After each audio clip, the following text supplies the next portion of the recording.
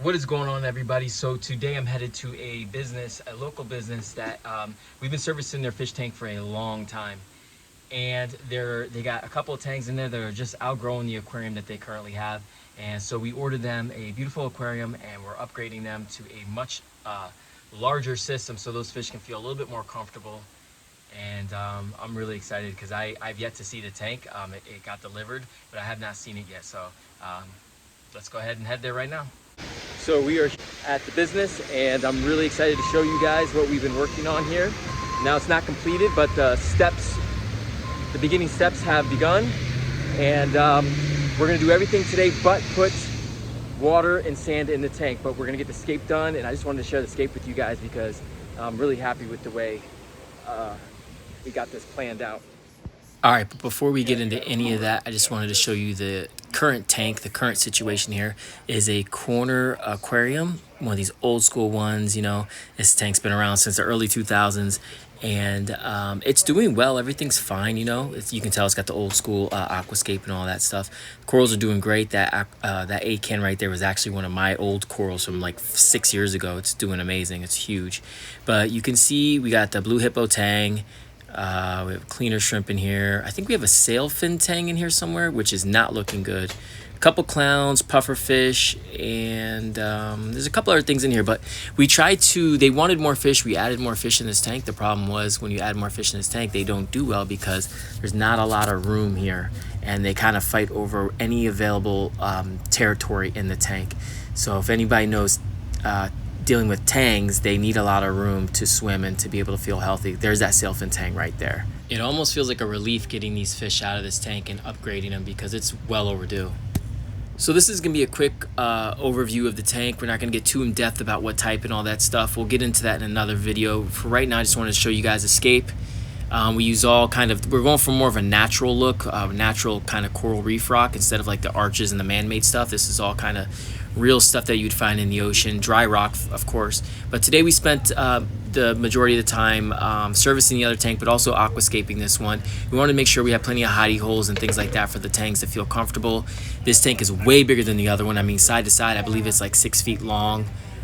Plenty of swimming room for the tanks, which is much needed. Those fish deserve this, and hopefully they'll be a lot healthier in this tank because tangs, their growth can be stunted when confined to smaller aquariums. That's definitely something that's not talked about enough, is how unhealthy it is for tangs to be in small tanks.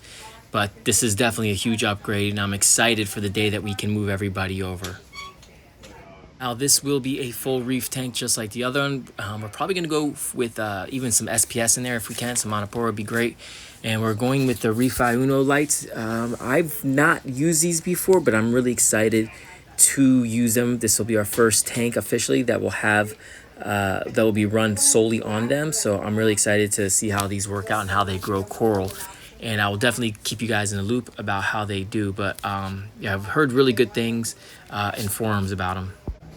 As far as sand goes, we're going with the Carib Sea sands. We'll do like a mix of the pink and the Fiji, and just mix it up, give different textures. Underneath the sump, which again I'll go in more depth in future videos, I just want to give you a quick view of it. This is a pretty nice little sump here. We got the Reef Octo protein skimmer, dual return pumps, plenty of room here to kind of custom make this filtration as it's needed. And we still got room over to the side right over there to add some extra storage for whatever we might need, dosers and all that stuff. I think this tank has an apex on it. There's your ATO right there. Yeah, this tank has an apex that we got to hook up, so that whole area over there will be used for the apex. A lot more room for us to really work in this aquarium. Really, really nice, really well done. Come from the side. This comes forward. Over there, kind of slopes to the back. Really happy with the way the skate turned out. All right, so we are back at the shop right now, and I'm gonna go ahead and show you what that light looks like on our tanks. All right, so here it is, the Refi Uno. This light, we just have one of them on our system right now. We have a reef breeder, but we're redoing our whole system. But we just wanted to experiment with this light, see how it was. So far, as far as the look of it, it's really lightweight. The LEDs aren't as concentrated as you would see on like a Kessel or some of your like AI aqua illumination lights and stuff like that. But with that being said, you take something like a reef breeder, we have also on this tank, its spread isn't that far, whereas with the Refi Uno, the spread is insane. Like this light just brightens up this whole section from front to back. It's got a very good spread on it, and obviously the higher you will put that light, the better the spread will be. We've done some of the par readings on here. It is a little spotty. You got some 450s and some 150s spots. So you do have hot zones and cool zones. I'm going to get more depth with this light. This is brand new. We've just kind of put this up. I just wanted to kind of introduce you guys to it, because I'm thinking this is a light we might potentially, depending on how it plays out, could be one of the lights we start putting on customers' tanks. But I'm going to get more in depth as I become more familiar with the light and give you guys a better kind of review on it. I do like this little LED screen, which is hard to pick up on camera, but it basically says your light, the Wi-Fi you're connected to, the actual temperature that it's at. It's got a bunch of cool things, which I'll get into later. It's really dope. You can actually, there's a bunch of cool stuff. The time of day, not just that, it's got like, it shows your system that you're running, like your schedule that you're running. It's really cool. Other than that, everything kind of chill around here. Just got some more fish. Nothing too crazy. Everybody just got in their quarantine right now. We have some bar gobies. We had some Mozambique blennies. It's a beautiful fairy wrasse. Now all these fairy wrasse right here, all these fish in the system are all just being conditioned right now. So they're getting their preliminary. They're going through their preliminary quarantine process. And eventually, once they get through this, they will be on their way to their own tanks. And we gotta kind of do things sporadically and kind of stagger things.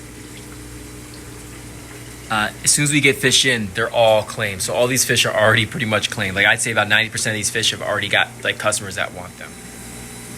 Beautiful white-tailed bristle-tooth tang. Great fish for most systems. Great at cleanup crew edition. Got some little baby chorus wrasse in there. The fish have been coming in really small lately, I've noticed. Banggai cardinals. Got some aquacultured fish over here.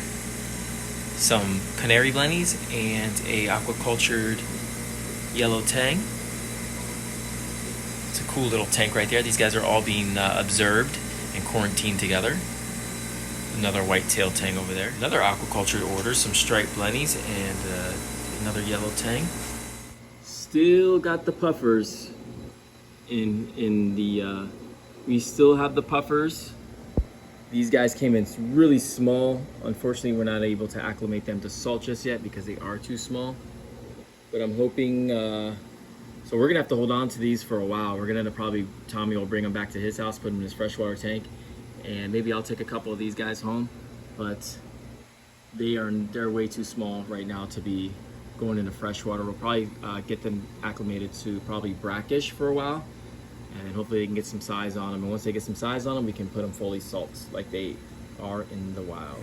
Also got a bunch of beautiful pieces of Space Invader Pectinia, one of my favorite corals. Look at this. All this has been quarantined. All this has been put through the process and fragged up. This used to be a huge colony, but we fragged it all up right now in order to quarantine it. It's a huge colony. It is available right now. Look at that. Oh my gosh, look at that chow squirrel. There's so many nice corals that we have in stock right now. All of them quarantined, all of them ready to go, free of pests. It's a lot of work to, try to put these corals through the process of making sure that you're not going to get making sure we're not going to get any pests in people's tanks, but it truly is worth it. Look at that, acan. Oof, that's one of my favorite corals.